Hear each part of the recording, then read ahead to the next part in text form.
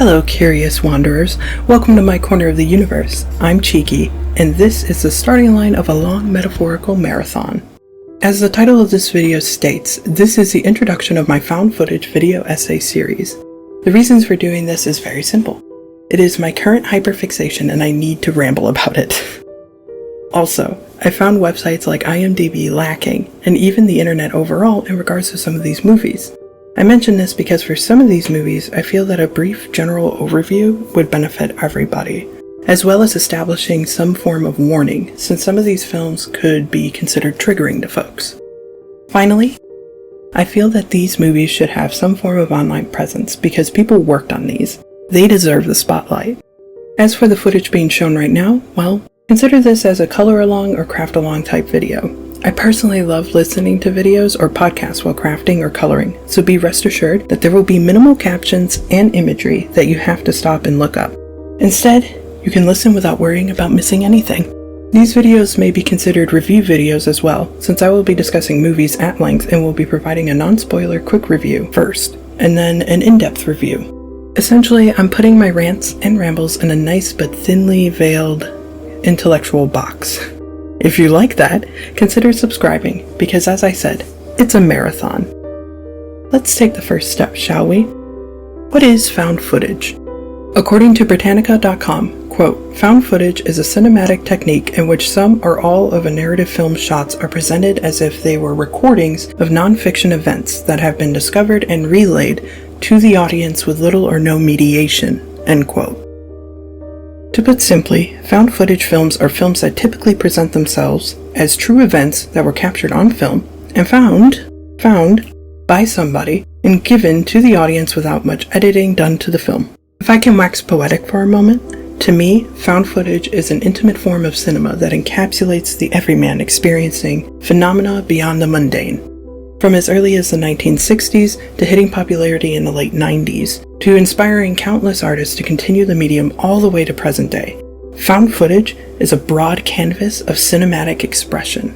Oh, brother, this guy stinks! But anyway, I digress. This series will be going over countless movies, but I wanted to bring awareness to the known subgenres of found footage as of filming this video. As far as I'm aware and looked into, there are 8 subgenres. I will mention that horror is not considered a subgenre since the majority of found footage is horror. So consider horror as the parent genre.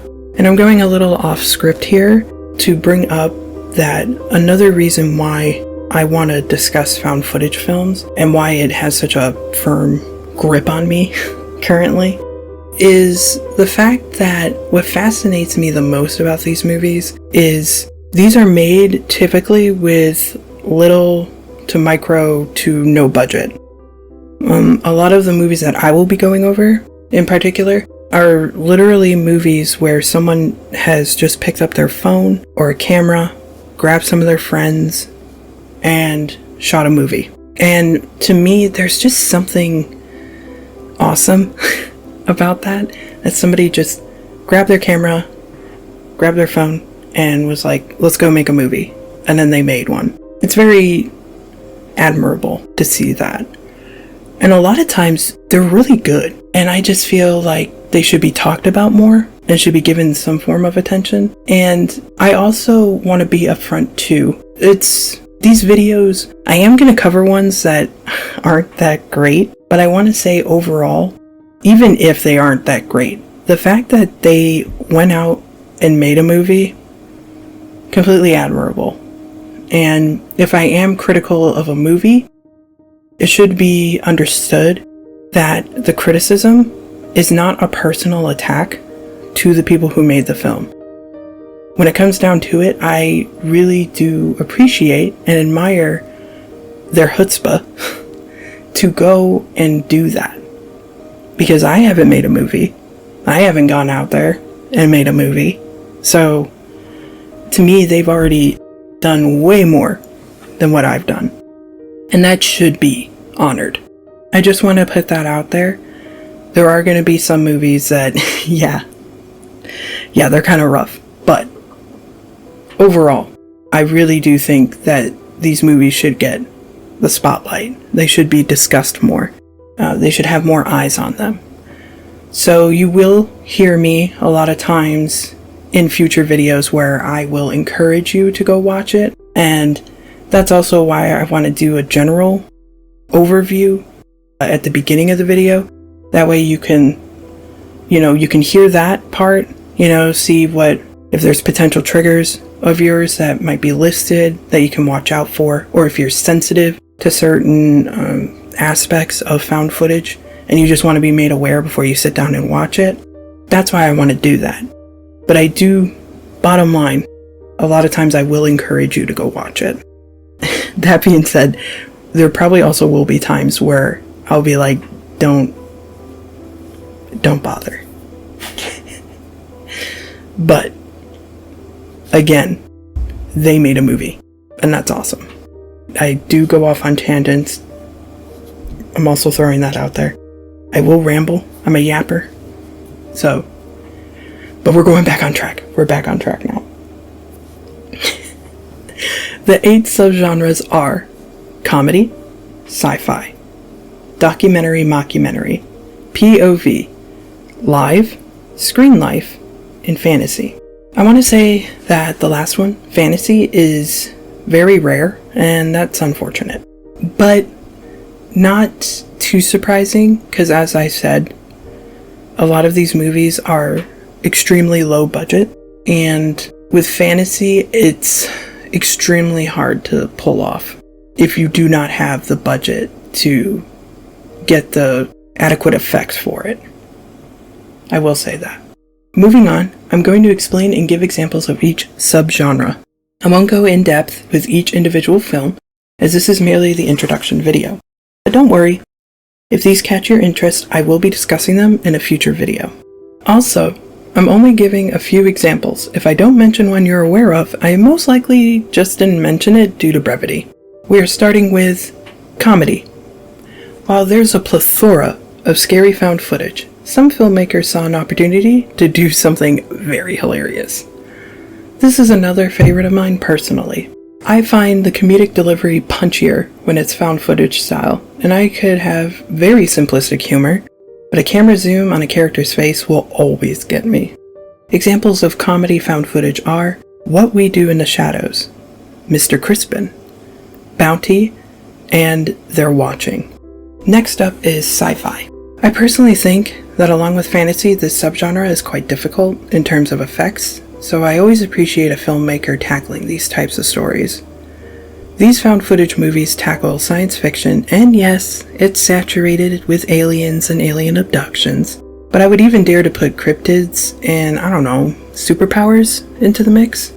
Examples of sci-fi found footage are Alien Zone of Silence, Case 347, The McPherson Tape, and Things Unknown. Next up is documentary/mockumentary, a personal favorite of mine.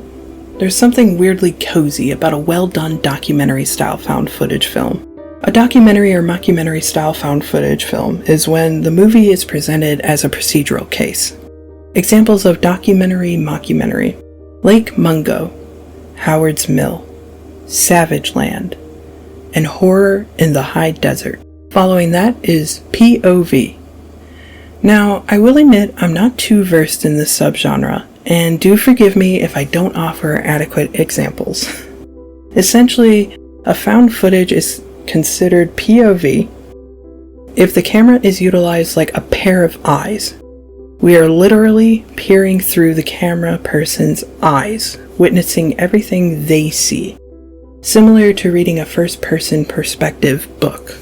Examples of POV are Hardcore Henry, Wreck, and As Above, So Below. Live. Again, I'm not too familiar with this subgenre, but this one deals with live streams. An example of a live, Deadstream. Dash cams. 3 for 3. Another one I'm not familiar with, but it does sound like it's up my alley, considering I like watching dashcam footage from time to time. Anyway, an example of dashcam would be the movie Dashcam, Screen Life. Recently, I have dipped into this subgenre, and it's interesting. These found footage films focus on screen sharing, typically on a PC, but can also be on a phone, and are usually a group of friends Zooming each other? Whatever the most current type of screen sharing. I'm not too well versed in that Oh, brother! thing. I'm dating myself, I'm sorry. Moving on. Examples of screen life are host, invited, and e-demon. And last but not least, fantasy. Once again, as of filming this video, there really aren't too many fantasy found footage films out there. But these movies tackle the fantastical, magical creatures, perhaps the existence of other realms, and magic itself. An example of fantasy found footage is Troll Hunter. While there are specific subgenres, I do want to point out that the movies in those subgenres are not exclusive to that grouping. What I mean is that most found footage movies could easily fit in more than one subgenre. Not to mention that predominantly most fit under the horror umbrella. I consider the subgenres as a gradient rather than solid blocks of different colors. They blend into each other rather than strictly staying behind outlined boundaries. That's why I'll be discussing individual movies rather than utilizing a subgenre. Too many of these movies could be considered a comedy and a mockumentary, for example. Is it a bit daunting and perhaps unhinged to tackle found footage this way? Yes, I'm well aware, but again, this is a hyperfixation, so I'm ready to truck along.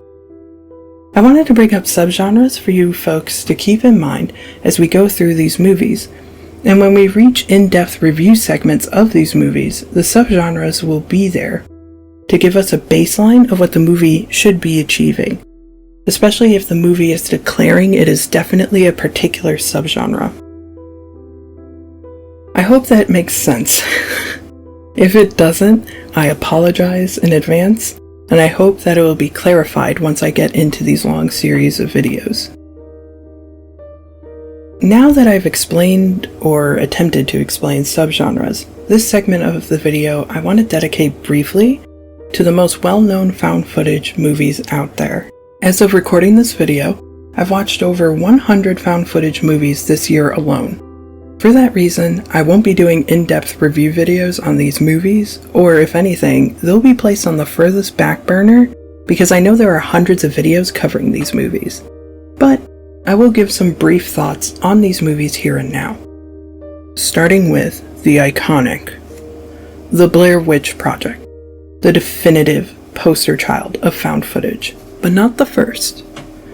I was just starting middle school when this came out, and back then, kid me was not into horror at all.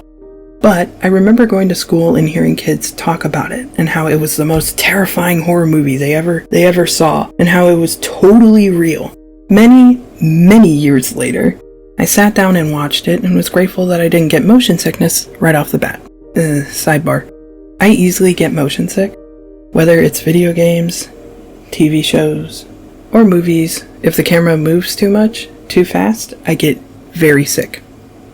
Anyway, I appreciate the movie for its cultural impact, and I am a fan of not seeing the monster, so that didn't bother me much. The production behind it was interesting to learn as well. And as I said earlier, I enjoy the documentary approach, and this movie starts off that way, and is probably my favorite segment of the movie. The actors were great, and real champs for what they had to go through to get this movie made. Moving on, we have Cannibal Holocaust. I watched reviews of this movie, but I probably won't watch it myself. I don't handle animal harm well, so it's a pass for me. As I've said, this movie has been discussed and spoken about many times, and there's a lot of videos covering it, so I feel I can't really add anything to it. And the next one is Paranormal Activity. This franchise is very well known, and I remember when there was a new Paranormal Activity movie coming out every year. Again, I feel like a lot of folks have talked about this franchise, and I haven't watched through the films myself, but I don't have much interest in watching them. If down the road folks really want to hear my input on the franchise, I may be convinced to sit down and watch through them. But for now, they're on the backest of back burners for me. And then finally, Cloverfield. Remember earlier in the video where I said I easily get motion sick? I watched Cloverfield not too long after it showed in theaters, but even on my TV screen, that movie made me feel the worst bout of motion sickness I have ever felt. I had to lay down, and it was the closest I ever got to throwing up from motion sickness. I have never had motion sickness that bad since. For that reason, I don't really want to make a video on it, and again, it's pretty well known, so there's plenty of other people who have talked about this movie. I really don't want to test the fates and rewatch it for a video, and I apologize. It's unfortunate it causes me to be that sick, because the concept is wicked cool. Not too many found footage kaiju movies out there, and that's a crime, honestly. But if any prospective filmmakers want to tackle this concept, maybe less shaky cam, please? So those are really the only ones I won't cover in this series. There were some others, but I've changed my mind and I will most likely talk about them. To wrap this video up, I wanted to establish what is to be expected for future videos. First, I'll give a general overview of the movie in question, followed by any warnings, such as possible triggering content, a motion sickness meter, I may also call this the shaky cam meter, a vomit meter, flashing lights warning, and tinnitus warning / meter. This would be the non-spoiler segment of the video as well. I would also give a general is it worth watching opinion without giving anything away. Then, I would proceed with an in-depth review of the movie, which would contain a lot of spoilers. I would discuss my opinions on the movie, go over themes, theories, and any other random info I came across. I will be doing my best to stick to this format, but be forewarned, again, I am a yapper, a rambler, so I may wander about. Though I will be writing out scripts, so hopefully that will leash me and my tangents. And with that, we're at the end of the video. I appreciate everyone who stuck around until the end. Hell, I appreciate anybody who clicked on the video. Again, if this sounds like something you'd be interested in, consider leaving a like and subscribe to keep up with this series because as I said, it's going to be quite a plethora of videos. Currently, as recording this audio, I have written about 3 scripts already for 3 videos, so it's already being put in motion. I am aiming for long-form content, and I may pair up a couple movies for a video, or if it turns out I talk a lot for a single movie, then that will be the video.